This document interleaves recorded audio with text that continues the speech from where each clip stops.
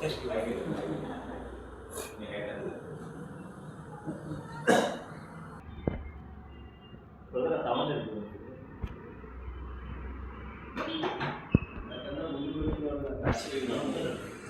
బాగా వచ్చాడు. మేము ఇప్పుడు వచ్చామండి. కూర్చున్నాం, మీరు వచ్చారు. బాగానే గెలిచారు, బాగానే జయించారు. వెనక్కి వెళ్ళిపోతామా అని నిజంగా చెప్పాలంటే నాకు అలా అనిపించింది. సాధ్యపడుతుందా రావగలుగుతామా అనిపించింది. ఎప్పుడు చూడాలి కదా అక్కడ ఉందో సాధ్యపడుతుందా అనిపించింది. మొత్తానికి విల్సన్ గారు నాతో పాటు ఉన్నాడు. ఆయన పట్టు మొదలని విక్రమార్కుడు నాకు ఆ పట్టుకొని మొత్తాన్ని తీసుకొచ్చాడు. పట్టుకొని కూడా నాకు ఈజీ కాదు కానీ అలా అనిపించింది నాకు. దానికండి మీరు నన్ను అన్ని ఇబ్బంది ఉండదు ఆయనతో అని నా నమ్మకంతో నాకు అవకాశం ఇచ్చారు. కాబట్టి మీ నమ్మకాన్ని ఏమాత్రం ఊహించకుండా మాకున్న ఈ సమయాన్ని సద్వినియోగం చేసుకోవడానికి ప్రయత్నం చేస్తాను. దానికండి మరి యోహాను సువార్త 15వ అధ్యాయము 16వ వచనం చూస్తాం. మీరు నన్ను ఏర్పరచుకోలేదు, మీరు నా పేరిట తండ్రిని ఏమి అడుగుతారో అది ఆయన మీకు అనుగ్రహించినట్లు మీరు వెళ్ళి పరిశుద్ధతను మీ బలము నిశ్చితను నేను మిమ్మల్ని ఏర్పరచుకొని నియమించింది.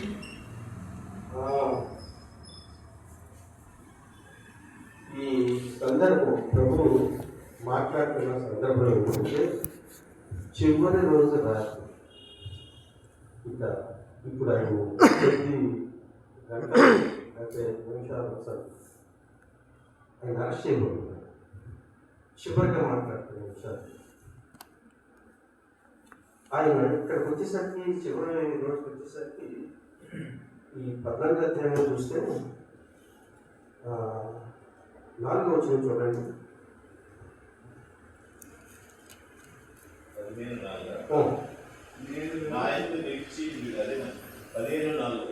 14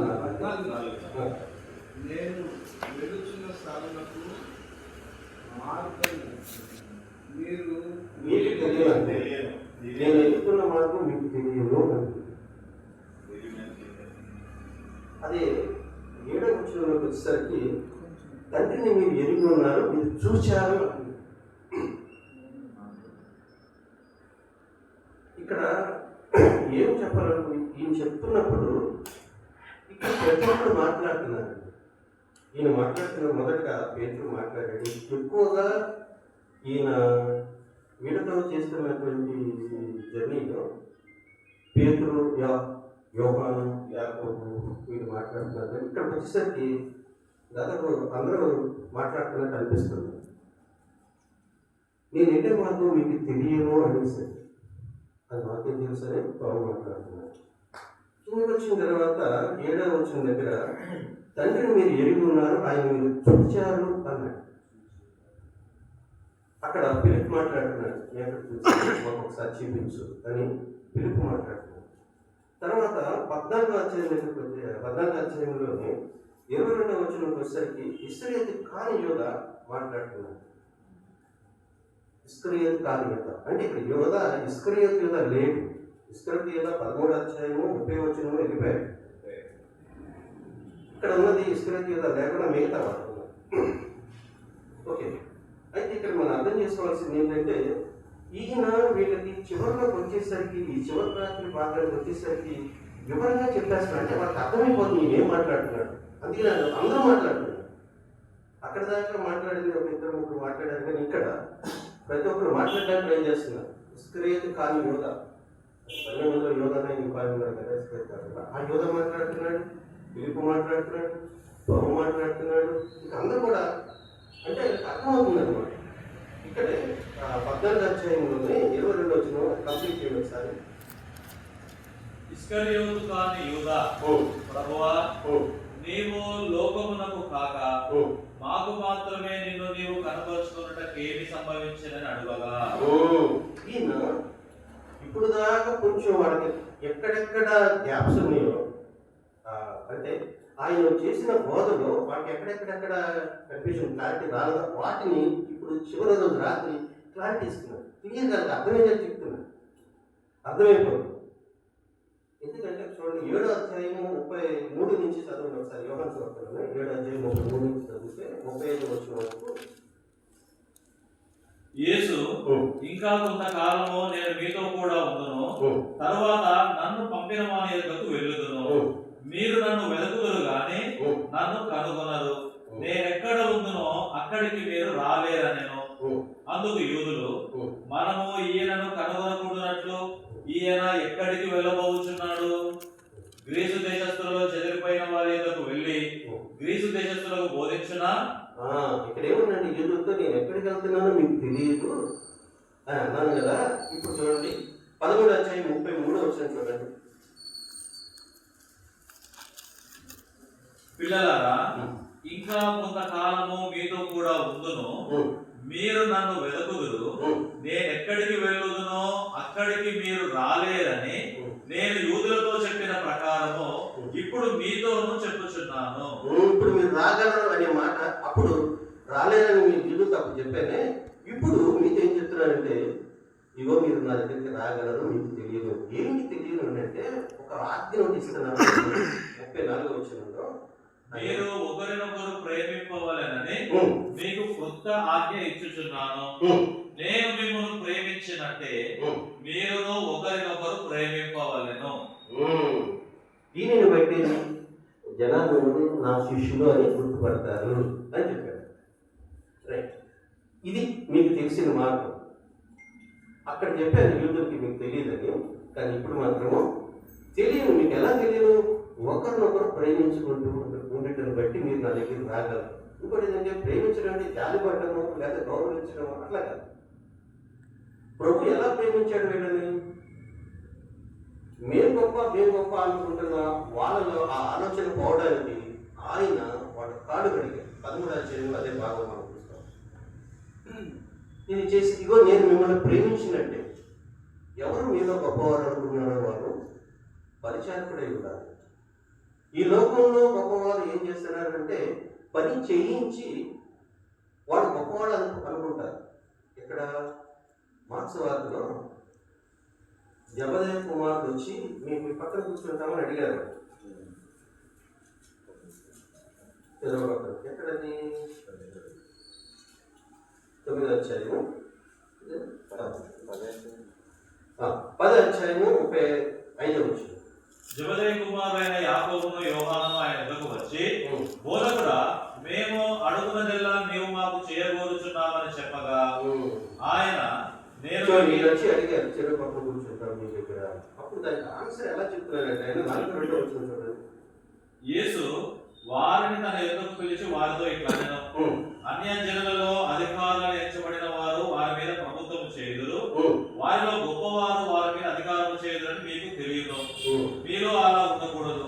మీలో ఎవడైనా గొప్పవాడై ఉన్న కోరిన ఎడల వాడు మీకు పరిచారం చేయవాడై ఉండవలెను. ఇది పాయింట్. లోక అధికారులు ఎలా వాళ్ళ అధికారాన్ని చలామణి చేస్తారంటే పనులు చేయించి మేము గొప్పవారు అంటే పనులు చేయించి మేము గొప్పవారు. గొప్పవారు ఎవరైనా ఉంటే వాళ్ళ పనులు చేస్తారు లోకం తీరి. అదే నా తీరి ఏంటంటే మీరు గొప్పవాళ్ళు ఎవరైనా కావాలనుకుంటే వాడు పరిచారము చేయవలసి, పరిచర్య చేయవలసి. ఇదిగో నేను అదేగా చేశాను, ఇదిగో నా దగ్గర రావడానికి మార్గం మీకు తెలియను అనే పదం ఏంటంటే ఆయన ఆల్రెడీ అప్పటికే ఆ కాళ్ళు కడిగిన తడిని కాళ్ళటువంటి పైనుంచి నీళ్ళు ఇచ్చారు. నడుపుకున్న తుట్టు కూడా తీసి తువాలు కూడా తీసి ఆ తడిని తుడిచారంటే కాళ్ళు పెట్టుకున్నాడు. ఇట్లా మీరు కూడా ఒకరినొకరు కడగండి, కడగవలసినదే అని అది మ్యాండేటరీగా మాట్లాడాడు. రైట్, ఇక్కడ మనం ఇక్కడ అర్థం చేసుకోవాల్సింది ఏంటి అంటే ఎందుకు ఈయన ఏం చెప్తున్నాడు? మీరు నన్ను ఏర్పరచుకున్నారని అనుకుంటున్నారేమో, కాదు, నేనే మిమ్మల్ని ఏర్పరచుకున్నాను అనేది హైలైట్గా మాట్లాడుతున్నాడు. ఇది చివరి రోజు రాత్రి అంతా జరుగుతుంది. యోహాను సువార్త 15వ అధ్యాయంలో ఈ పాయింట్స్ ఉన్నాయి. ఈ రెండవ వచనం దగ్గర చాలా చక్కటి పదం ఉంది చూడండి. నాలో మనకి ఈజీగా అర్థం అవడానికి రెండవ వచనం చదవండి. నాలో ఫలింపని ప్రతి తీగెను ఆయన తీసి పారవేయును, ఫలించు ప్రతి తీగె మరి ఎక్కువగా ఫలింపవలెనని దానిలోని పనికిరాని తీగలను తీసివేయును. నాలో ఎవరు ఫలించాలనుకున్నాడో ఆ వ్యక్తిని తీసి పడేస్తాడు. తీగంటే దాని కొంచెం ప్రాక్టీస్ పంపడము తీసి పడేస్తాడు. ఫలించదు ఈ చెట్టుకి, వెళ్ళి అంటే చెట్టే కదా, ఈ చెట్టుకి ఫలించని కొమ్మ ఏదైతే ఉందో అది తీసి పడేయడం. అయితే నాలో ఉండి ఫలించడానికి ఉన్న వాళ్ళలో ఈ ఫలించకుండా ఉండే తీగలు ఏమున్నాయో వాటిని పడేస్తాడు. ఇప్పుడు ఆయనలో నిలిచి ఉండనిది ఆటోమేటిక్గా తీసి పడేయడం జరుగుతుంది, అది ఓకే. కానీ ఆయనలో ఉండి ఫలించడానికి ఇబ్బందులు ఉన్నాయి. ఆ ఇబ్బందులు, ఆ పనికిన తీగలు ఆయన పారేశాడు.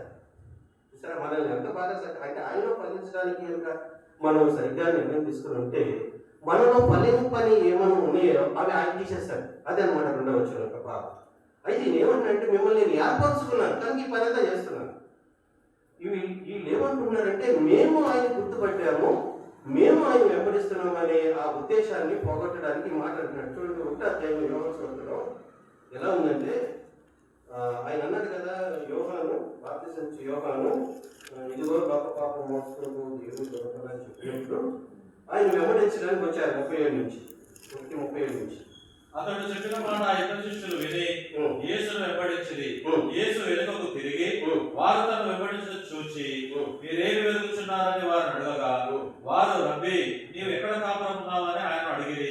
రబ్బీ అనే మాటకు బోధకుడని అర్థము.